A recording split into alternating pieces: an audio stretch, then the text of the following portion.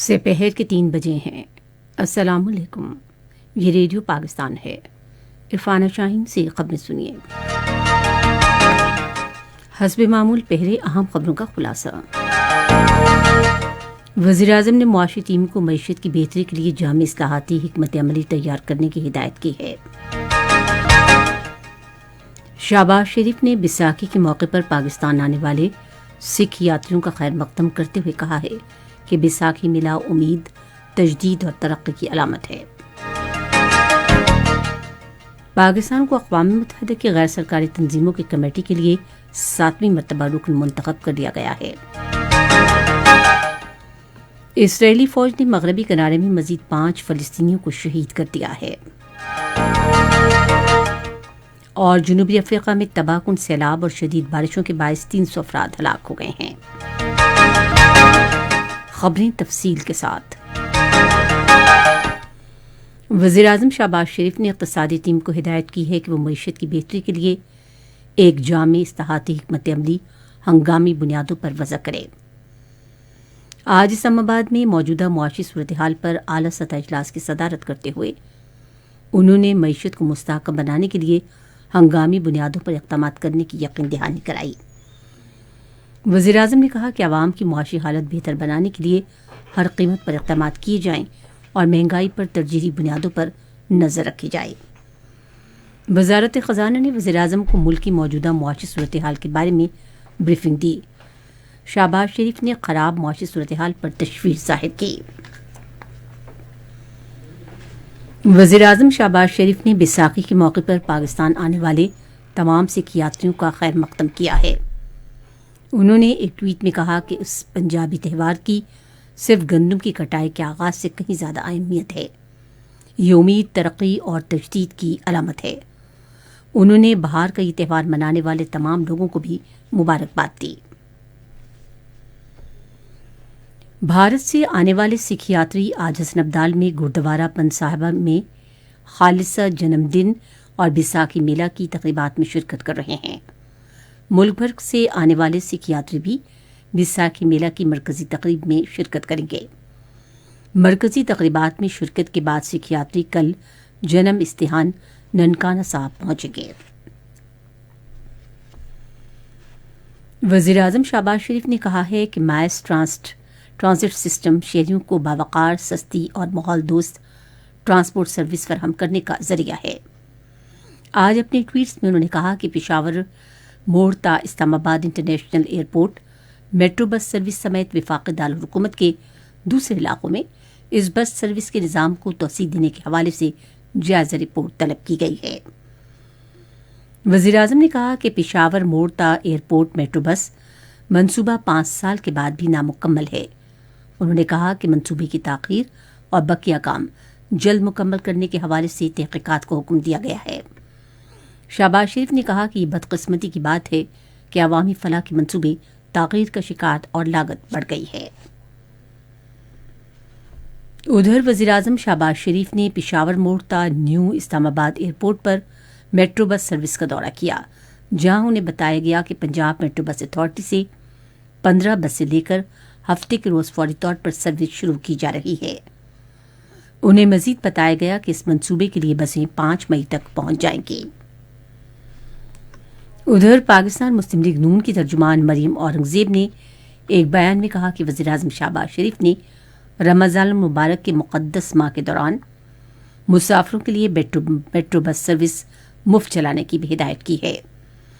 ترجمان نے کہا کہ وزیراعظم نے ہدایت کی ہے کہ اسلام آباد اور ملحقہ علاقوں کے رہائشیوں کے لیے سفر کی معیاری سہولتیں بھی فراہم کی جائیں۔ قومی اسمبلی کا اجلاس جو ہفتے کو ہونا تھا اب اس ماہ کی 22 تاریخ کو سپہر 3 بجے ہوگا۔ قائم مقام اسپیکر نے اجلاس کے شیڈول میں تبدیلی قومی اسمبلی کے قواعد کے تحت کی ہے۔ خیبر پختونخوا میں قومی اسمبلی کے حلقے NA 33 ہنگو کی خالی نشست پر ضمنی انتخابات اتوار کو ہوں گے۔ الیکشن کمیشن کے مطابق ضمنی انتخابات کے پرامن اور احسن انداز میں انعقاد کے لیے تمام انتظامات مکمل کر لیے گئے ہیں۔ حلقہ NA 33 کی نشست پر مجموعی طور پر 5 امیدواروں کے درمیان مقابلہ ہے۔ حلقے میں انتخابی مہم کل نصف شب کو ختم ہو جائے گی۔ یہ نشست رکن قومی اسمبلی خیال زمان کی وفات کے باعث خالی ہو گئی تھی۔ یہ خبریں آپ ریڈیو پاکستان سے سن رہے ہیں۔ پاکستان کو اقوام متحدہ کی غیر سرکاری تنظیموں کی کمیٹی کا 7ویں مرتبہ رکن منتخب کر لیا گیا ہے۔ یہ انتخاب نیو یارک میں اقوام متحدہ کی اقتصادی اور سماجی کونسل میں ہوا۔ یہ کمیٹی ایک بین الحکومتی ادارہ ہے جو اقوام متحدہ کے امور میں غیر سرکاری تنظیموں کی شرکت کے حوالے سے قانونی لائے عمل پر عمل درآمد کی نگرانی کرتا ہے۔ دفتر خارجہ کے ترجمان عاصم افتخار نے ایک بیان میں کہا کہ کمیٹی کے رکن کے طور پر پاکستان کا دوبارہ انتخاب اقوام متحدہ کی سرگرمیوں میں اس کے کردار اور خدمات پر عالمی برادری کے اعتماد کا مظہر ہے۔ غیر سرکاری تنظیموں کے بارے میں کمیٹی کے رکن کے طور پر پاکستان دنیا بھر میں لوگوں کی زندگیوں میں بہتری لانے کے لیے اقوام متحدہ اور حکومتوں کے ساتھ کام کرنے والی سول سوسائٹی کی تنظیموں کے درمیان تعاون کا فروغ جاری رکھے گا۔ ترجمان نے کہا کہ پاکستان ایک متنوع اور تیزی سے ترقی کرتا ہوا معاشرہ ہے۔ انہوں نے کہا کہ ہم نے انسانیت کو درپیش مشترکہ چیلنجز کی حل تلاش کرنے کے لیے کثیر جہتی مباحثوں میں سول سوسائٹی کی بھرپور شرکت کی ہمیشہ حوصلہ افزائی کی ہے اور اس حوالے سے اپنے پختہ عزم کا اظہار کیا ہے۔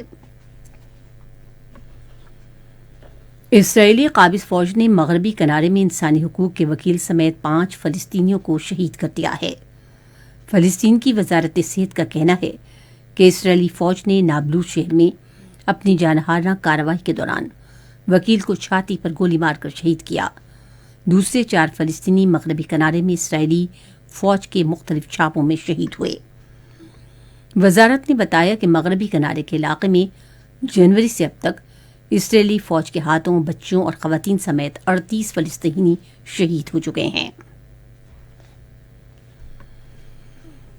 روسی جنگی بحری جہاز موسکوا کو آتش زدگی کے باعث ہونے والے ایک دھماکے میں شدید نقصان پہنچا ہے۔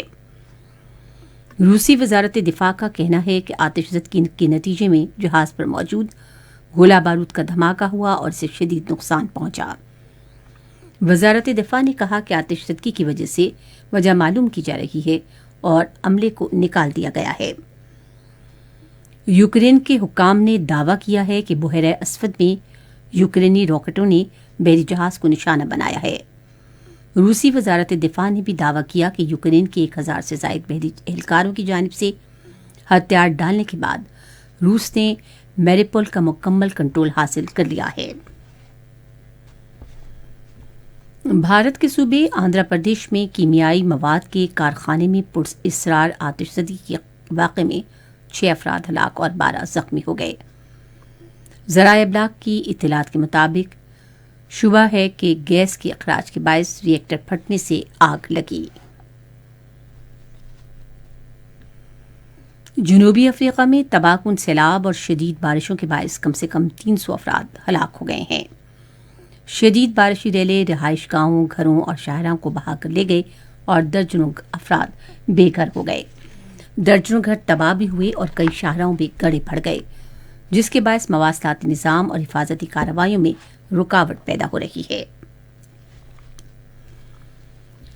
محکمہ موسمیات کی پیشگوئی کے مطابق آئندہ 12 گھنٹوں کے دوران ملک کے بیشتر علاقوں میں موسم گرم اور خشک رہے گا، تاہم کشمیر، گلگت بلتستان اور پوٹوہار کے کچھ علاقوں میں کہیں کہیں تیز ہوائیں چلنے اور گرج چمک کے ساتھ بارش کا امکان ہے۔